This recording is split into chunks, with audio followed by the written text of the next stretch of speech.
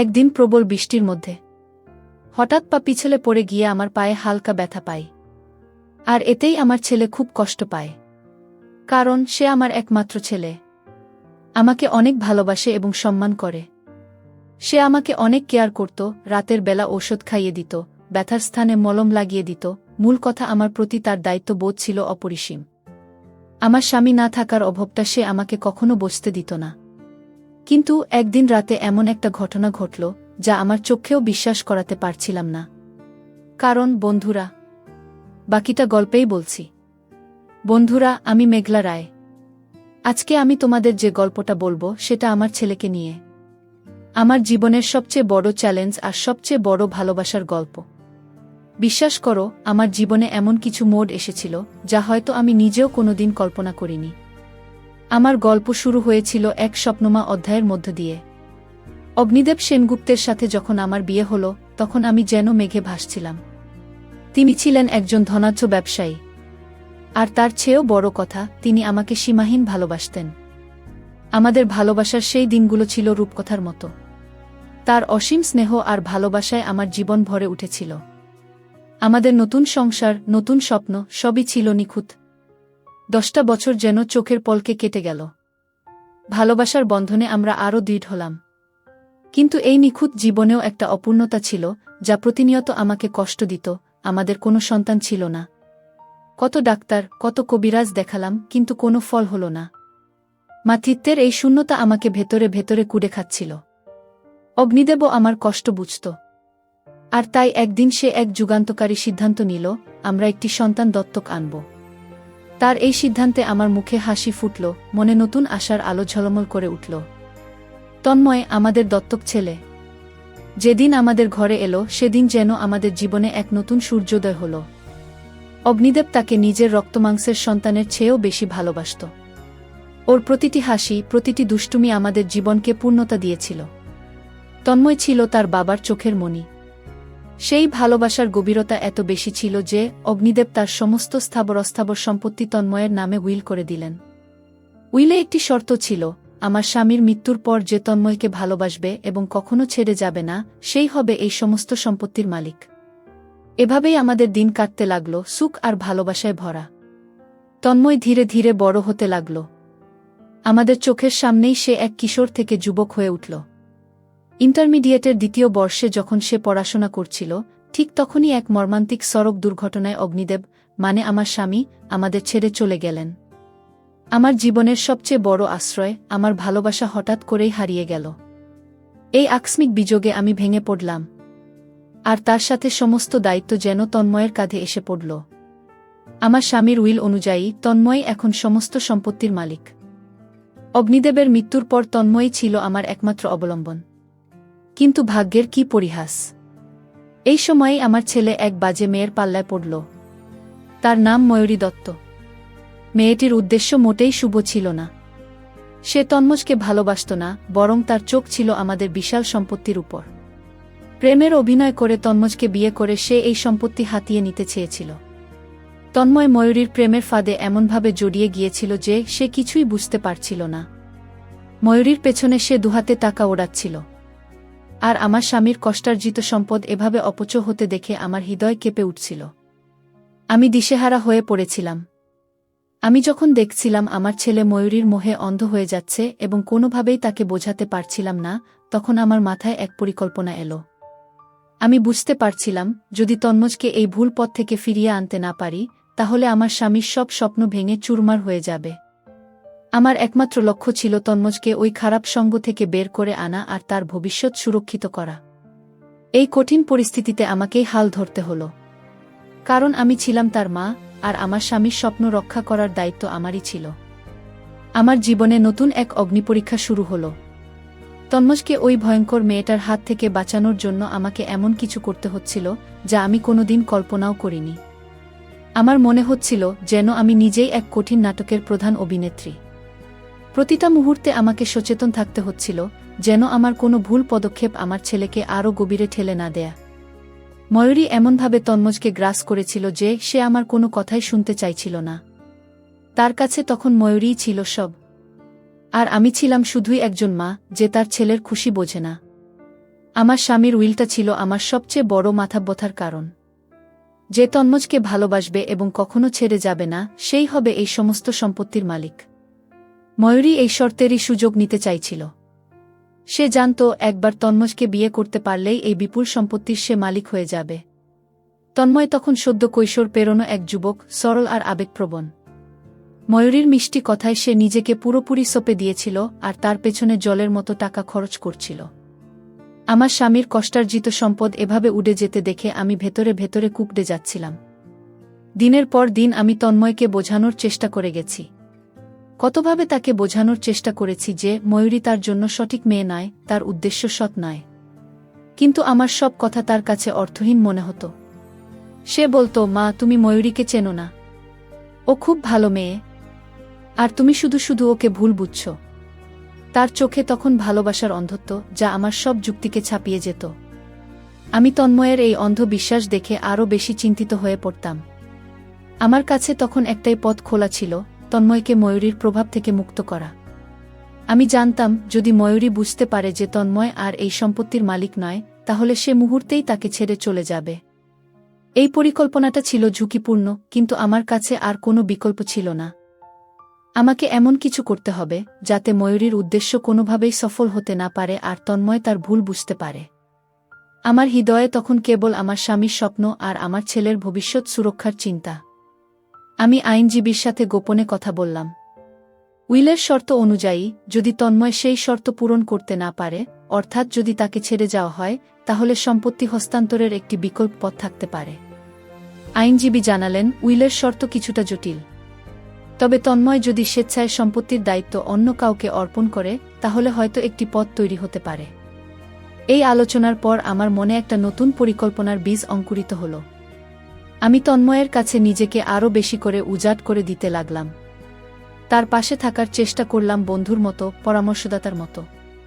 তার প্রতিটি সমস্যায় আমি তার পাশে দাঁড়ালাম। তাকে বোঝাতে চেষ্টা করলাম যে মা হিসেবে আমি তার ভালো ছাড়া আর কিছুই চাই না। আমার উদ্দেশ্য ছিল তার মনে আমার প্রতি বিশ্বাস ও নির্ভরশীলতা আরও বাড়ানো, যাতে সে আমার কথা শুনতে আগ্রহী হয়। যদিও আমার পথটা খুব সহজ ছিল না, প্রতিটা পদক্ষেপেই ছিল চ্যালেঞ্জ। আমি জানতাম এই পরিকল্পনা বাস্তবায়ন করতে হলে আমাকে অনেক ধৈর্যের সাথে কাজ করতে হবে। তন্ময়ের মন থেকে ময়ূরীর প্রভাব পুরোপুরি দূর করা সহজ হবে না।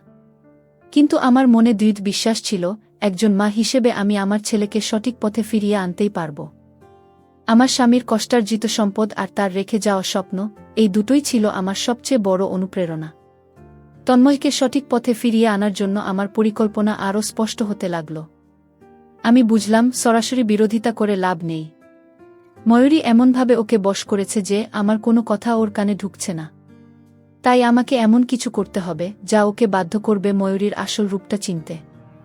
আমার মনে তখন একটাই চিন্তা, যেভাবেই হোক আমার স্বামীর স্বপ্ন আর ছেলের ভবিষ্যৎ রক্ষা করতে হবে। আমার প্রথম কাজ ছিল তন্ময়কে আর্থিক দিক থেকে ময়ূরীর উপর নির্ভরশীলতা কমাতে বাধ্য করা। আমি ওর হাতে সরাসরি টাকা দেওয়া বন্ধ করে দিলাম। যখনই সে ময়ূরীর জন্য কিছু চাইত, আমি বলতাম, বাবা, এখন তো সব সম্পত্তির দায়িত্ব তোর। হিসেব করে খরচ কর। আমাদের ব্যবসার অবস্থা এখন খুব একটা ভালো যাচ্ছে না। সে প্রথমে অবাক হলেও পরে কিছুটা বিরক্ত হতো। কিন্তু আমি আমার অবস্থানে অটল থাকতাম। এর ফলে ময়ূরীও দেখত যে তন্ময়ের হাতে আগের মতো সহজে টাকা আসছে না, আর এটা তাকে ভাবিয়ে তুলত। এর পাশাপাশি আমি তন্ময়ের বন্ধুদের সাথে যোগাযোগ শুরু করলাম। ওর এমন কিছু বন্ধু ছিল যারা ময়ূরীকে পছন্দ করত না এবং মনে করত সে তন্ময়কে ব্যবহার করছে। আমি তাদের সাথে কথা বললাম এবং তাদের কাছে আমার উদ্বেগের কথা প্রকাশ করলাম। তারা তন্ময়কে বোঝাতে চেষ্টা করত, ঘুরিয়ে পেঁচিয়ে ময়ূরীর আসল উদ্দেশ্য সম্পর্কে ইঙ্গিত দিত। যদিও প্রথমে তন্ময় তাদের কথা কানে তুলত না, তবুও ধীরে ধীরে এই কথাগুলো তার মনে প্রভাব ফেলতে শুরু করল। সন্দেহ নামক একটা ক্ষুদ্র বীজ তার মনে রোপিত হল। আমি তন্ময়ের সাথে আরও বেশি সময় কাটাতে শুরু করলাম। আমরা একসাথে ওর বাবার পুরনো ব্যবসার কাগজপত্র দেখতে লাগলাম। তাকে বোঝাতে চেষ্টা করলাম যে তার বাবা কতটা পরিশ্রম করে এই ব্যবসা গড়ে তুলেছিলেন, কিভাবে প্রতিটি টাকাকে তিনি মূল্য দিতেন। আমি ওকে ব্যবসার খুঁটিনাটি শেখাতে শুরু করলাম, যাতে সে বুঝতে পারে টাকার মূল্য কতটুকু। এর ফলে সে ধীরে ধীরে ময়ূরীর সাথে বাইরে ঘোরাঘুরি করা কমিয়ে দিল এবং ব্যবসার প্রতি কিছুটা আগ্রহ দেখাল। ময়ূরী এই পরিবর্তনগুলো লক্ষ্য করতে লাগল। তন্ময়ের হাতে টাকা কম আসা এবং তার বন্ধুদের নেতিবাচক মন্তব্য এসব ময়ূরীকে চিন্তিত করে তুলল। সে তন্ময়কে আরও বেশি করে নিজের দিকে টানার চেষ্টা করত। কিন্তু তন্ময় এখন আর আগের মতো আবেগপ্রবণ ছিল না। তার মনে কিছুটা হলেও সন্দেহ দানা বাঁধতে শুরু করেছিল। আমি বুঝলাম আমার পরিকল্পনা কাজ করছে। সবচেয়ে গুরুত্বপূর্ণ চালটা বাকি ছিল। আমার আইনজীবী আমাকে একটি পথ দেখিয়েছিলেন। যেহেতু উইলে বলা আছে যে তন্ময়কে ভালোবাসবে এবং কখনো ছেড়ে যাবে না, সেই হবে এই সমস্ত সম্পত্তির মালিক। তাই যদি ময়ূরী তন্ময়কে ছেড়ে চলে যায়, তাহলে এই সম্পত্তি অটোমেটিকভাবে অন্য কোনো বৈধ উত্তরাধিকারীর কাছে চলে আসবে। আমি তন্ময়কে বোঝাতে লাগলাম যে ব্যবসার উন্নতির জন্য কিছু গুরুত্বপূর্ণ কাগজপত্র পরিবর্তন করা দরকার, যা সাময়িকভাবে তাকে সম্পত্তির সম্পূর্ণ দায়িত্ব থেকে অব্যাহতি দেবে। এটি ছিল আমার চূড়ান্ত কৌশল। আমি তন্ময়কে বুঝিয়েছিলাম যে এই পরিবর্তন সাময়িক এবং এটি কেবল ব্যবসার সুরক্ষার জন্য। সে প্রথমে ইতস্তত করলেও আমার কথায় বিশ্বাস করে রাজি হল। তার অজান্তেই আমরা এমন একটি পরিস্থিতি তৈরি করছিলাম যেখানে ময়ূরী তার লোভের ফাঁদে নিজেই ধরা পড়বে। আমার উদ্দেশ্য ছিল স্পষ্ট, তন্ময়কে রক্ষা করা।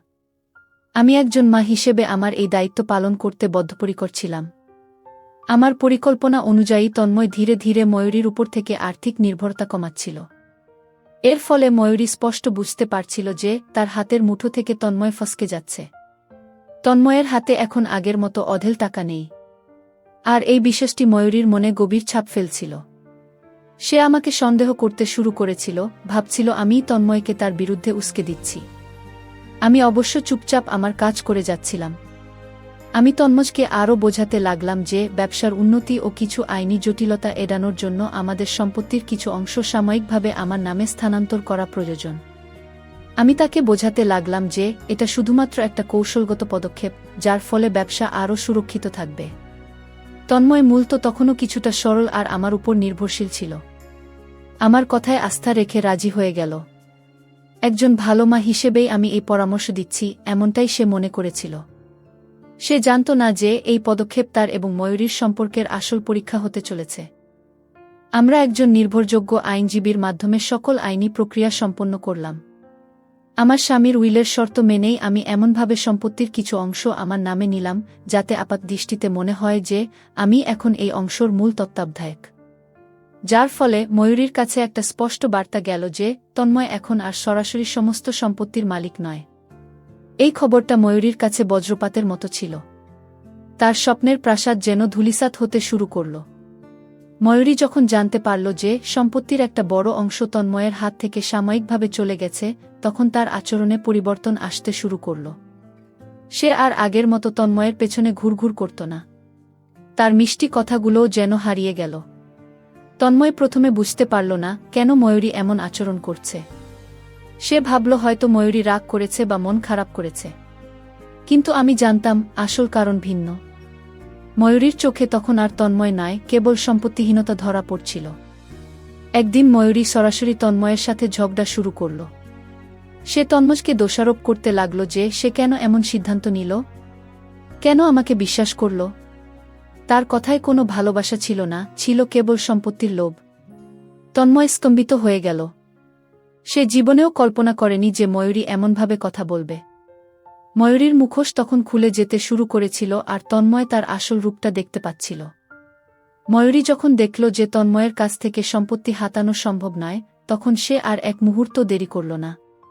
একদিন সকালে কোনো পূর্বাভাস ছাড়াই ময়ূরী তন্ময়কে ছেড়ে চলে গেল। সে কোনো বিদায় জানায়নি, কোনো কারণও ব্যাখ্যা করেনি। কেবল নিজের সামান্য কিছু জিনিসপত্র নিয়ে উধাও হয়ে গেল। তন্ময় প্রথমে বুঝতে পারছিল না কি হচ্ছে। সে ময়ূরীকে ফোন করল, কিন্তু কোনো উত্তর পেল না। বারবার চেষ্টা করার পর যখন সে বুঝতে পারল ময়ূরী আর ফিরে আসবে না, তখন তার পৃথিবীটা যেন ভেঙে পড়ল। ময়ূরীর চলে যাওয়াটা তন্ময়ের জন্য একটা বিশাল ধাক্কা ছিল। তার চোখের সামনেই ময়ূরীর আসল লোভী চেহারাটা উন্মোচিত হয়েছিল। সে বুঝতে পারল ময়ূরীর তথাকথিত প্রেম ছিল শুধুই সম্পত্তির লোভে। এই কঠিন বাস্তবতা তন্ময়কে গভীরভাবে আহত করল। তার চোখে তখন ভালোবাসার অন্ধত্ব কেটে গিয়েছিল আর সে তার নিজের ভুলটা স্পষ্ট দেখতে পাচ্ছিল। ময়ূরীর চলে যাওয়াটা তন্ময়ের জন্য ছিল এক চরম আঘাত। যে মেয়েটাকে সে নিজের সবকিছু ভেবেছিল, যার জন্য সে আমার সব কথা অগ্রাহ্য করেছিল, সেই মেয়েই তাকে এভাবে ছুঁড়ে ফেলে চলে গেল। তন্ময় নিজেকে এক ভীষণ শূন্যতার মধ্যে আবিষ্কার করল। তার স্বপ্ন, তার আবেগ, সব যেন এক নিমেষে ভেঙে চুরমার হয়ে গিয়েছিল। সে সারাদিন নিজের ঘরে নিজেকে আটকে রাখল, কারো সাথে কথা বলল না। আমি তার এই কষ্ট দেখে ভেতরে ভেতরে মুষ্টে গেলাম। কিন্তু জানতাম এই কষ্টটাই তাকে আসল সত্যের মুখোমুখি দাঁড় করাবে। কয়েকদিন পর তন্ময় নিজেই আমার কাছে এলো। তার চোখ ফোলা, মুখটা শুকনো। সে মাথা নিচু করে বলল, মা, আমি কত বড় ভুল করেছি। ময়ূরী আমাকে সত্যিই ভালোবাসত না। ও শুধু আমার টাকার পেছনে ছুটেছিল। তার কণ্ঠস্বর ছিল কান্নায় ভারী। এই প্রথম সে খোলাখুলিভাবে নিজের ভুল স্বীকার করল। আর আমিও জানতাম এই মুহূর্তটার জন্যই আমি এতদিন অপেক্ষা করছিলাম। আমি তখন তাকে সান্ত্বনা দিতে লাগলাম এবং তার মাথায় হাত বুলিয়ে বললাম, জানি বাবা, জীবনে ভুল হয়, কিন্তু সেই ভুল থেকে শিক্ষা নেওয়াই বুদ্ধিমানের কাজ। আমি তাকে ধীরে ধীরে সব বোঝাতে লাগলাম, কিভাবে ময়ূরী প্রথম থেকেই সম্পত্তির লোভে তার পিছু নিয়েছিল, কিভাবে সে আমাকেও সন্দেহ করত। তন্ময় অবাক হয়ে শুনছিল। তার চোখ যেন নতুন করে খুলছিল। সে বুঝতে পারছিল তার মা তাকে রক্ষা করার জন্যই এত কিছু করেছেন, আর ময়ূরী নামক তথাকথিত প্রেমিকা তাকে শুধু ব্যবহার করতে চেয়েছিল। তার মনে অপরাধবোধ আর অনুশোচনার ঝড় বইছিল। এই সময় আমি তার পাশে একজন বন্ধু হিসেবে দাঁড়ানোর চেষ্টা করলাম। আমরা একসাথে তার বাবার পুরনো ছবি দেখলাম, পুরনো স্মৃতিচারণ করলাম। আমি তাকে বোঝাতে চেষ্টা করলাম যে তার বাবা তাকে কত ভালোবাসতেন আর তার এই কষ্টার্জিত সম্পত্তি কতটা মূল্যবান। তন্ময় ধীরে ধীরে তার বাবার স্বপ্নগুলোর কথা বুঝতে পারল, যা ময়ূরীর মোহে সে এতদিন ভুলে গিয়েছিল। এই উপলব্ধি তাকে আরও পরিণত করে তুলল। তন্ময় নিজের ভুলগুলো শুধরে নেওয়ার জন্য দৃঢ়প্রতিজ্ঞ হল।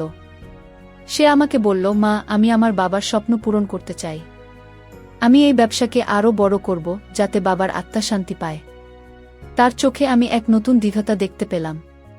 যে ছেলেটা কিছুদিন আগেও ময়ূরীর পেছনে টাকা ওড়াচ্ছিল, সে এখন দায়িত্বশীল হয়ে উঠতে চাইছে। এটাই ছিল আমার সব কষ্টের সবচেয়ে বড় প্রাপ্তি। আমি যখন নিশ্চিত হলাম যে তন্ময় তার ভুল বুঝতে পেরেছে এবং সঠিক পথে ফিরে এসেছে, তখন আমি তাকে সম্পত্তির বিষয়ে সব খুলে বললাম।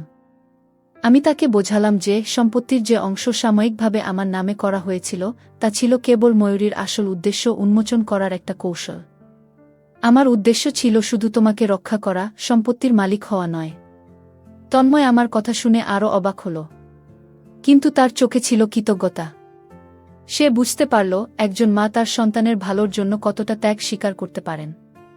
তন্ময় যখন সম্পূর্ণরূপে সুস্থ ও স্বাভাবিক হল, তখন আমি আইনজীবীর সাথে কথা বলে সমস্ত সম্পত্তি আবার তার নামে ফিরিয়ে দেওয়ার প্রক্রিয়া শুরু করলাম।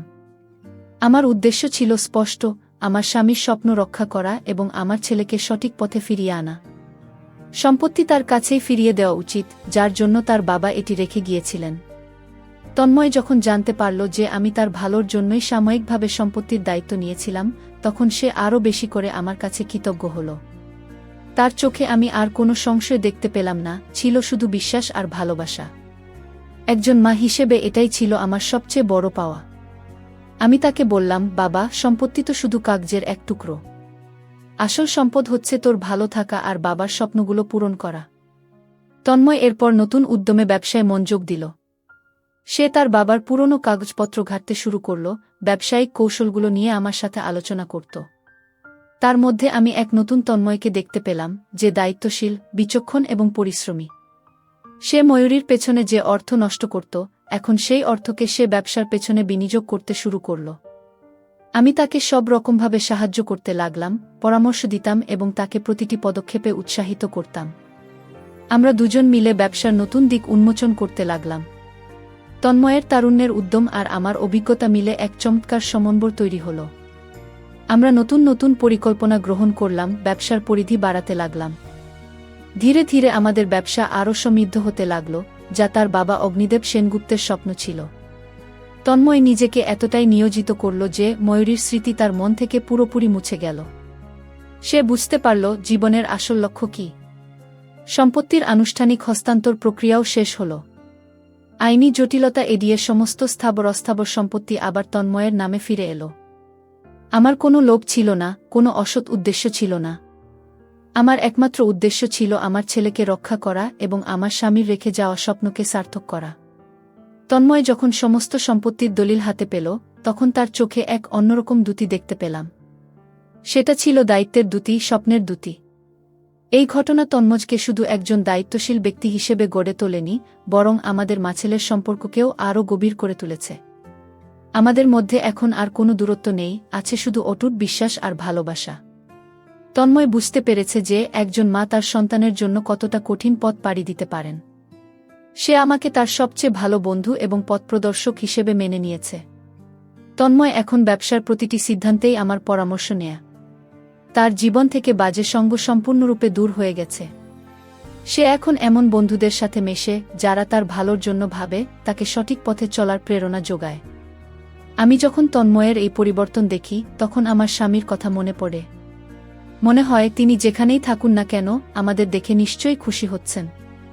তার স্বপ্ন পূরণ হয়েছে। আমার জীবনের এই কঠিন অধ্যায় আমাকে অনেক কিছু শিখিয়েছে। একজন মা হিসেবে আমার এই লড়াইটা ছিল একান্তই নিজের সন্তানের জন্য, তার ভবিষ্যৎ সুরক্ষিত করার জন্য। ভালোবাসা আর বুদ্ধিমত্তা দিয়ে অনেক কঠিন সমস্যার সমাধান করা যায়। যখন আমি তন্ময়ের দিকে তাকাই, তখন আমার মনে হয় আমার সব পরিশ্রম সার্থক হয়েছে। তন্ময় এখন একজন সফল ব্যবসায়ী। তার বাবা অগ্নিদেব সেনগুপ্তের স্বপ্নকে সে শুধু বাঁচিয়ে রাখেনি, তাকে আরও বড় করেছে। আমাদের পারিবারিক ব্যবসা এখন নতুন উচ্চতায় পৌঁছেছে। আর এর পেছনে রয়েছে তন্ময়ের কঠোর পরিশ্রম আর বিচক্ষণতা। যখন আমি তাকে তার বাবার অফিসের চেয়ারে বসে মনোযোগ দিয়ে কাজ করতে দেখি, তখন আমার চোখ ভরে আসে। আমার মনে হয় অগ্নিদেব যেখানেই থাকুন না কেন, তার ছেলে আর তার স্বপ্নকে সার্থক হতে দেখে নিশ্চয়ই আনন্দ পাচ্ছেন। তন্ময় এখন অনেক পরিণত। সে আর আগের সেই সরল, আবেগপ্রবণ ছেলেটি নেই। জীবনের কঠিন অভিজ্ঞতা তাকে অনেক কিছু শিখিয়েছে। সে এখন মানুষ চিনতে পারে। কোনটা ভালো আর কোনটা মন্দ সেটা বুঝতে পারে। তার বন্ধুদের বৃত্ত বদলে গেছে। এখন তার পাশে সেই সব মানুষেরাই আছে যারা সৎ এবং তার শুভাকাঙ্ক্ষী। তন্ময় নিজেও অনেক সময় তো জীবনযাপন করে। অপ্রয়োজনীয় খরচ বা বিলাসিতা তার জীবনে এখন মূল্যহীন। তার কাছে এখন মূল লক্ষ্য হল ব্যবসা এবং পরিবারের সম্মান বজায় রাখা। আমার আর তন্ময়ের সম্পর্ক এখন আরও নিবিড়। সে আমাকে শুধু মা হিসেবেই দেখে না, একজন বন্ধু আর পরামর্শদাতা হিসেবেও দেখে। জীবনের যে কোনো গুরুত্বপূর্ণ সিদ্ধান্তে সে আমার মতামত নেয়া। আমাদের মধ্যে এখন কোনো লুকোচুরি নেই, আছে শুধু অটুট বিশ্বাস আর শ্রদ্ধা। একজন মা হিসেবে আমার এই লড়াইটা ছিল একান্তই আমার সন্তানের জন্য, তার ভবিষ্যৎ সুরক্ষিত করার জন্য। মনে মনে ভাবলাম, ভালোবাসা, ধৈর্য আর বুদ্ধিমত্তা দিয়ে অনেক কঠিন সমস্যার সমাধান করা যায়। যখন আমি তন্ময়ের দিকে তাকাই, তখন আমার মনে হয় আমার সব পরিশ্রম সার্থক হয়েছে। হয়তো তন্ময় মনে মনে এখন ভাবে, সম্পত্তির চেয়ে সম্পর্কের মূল্য অনেক বেশি।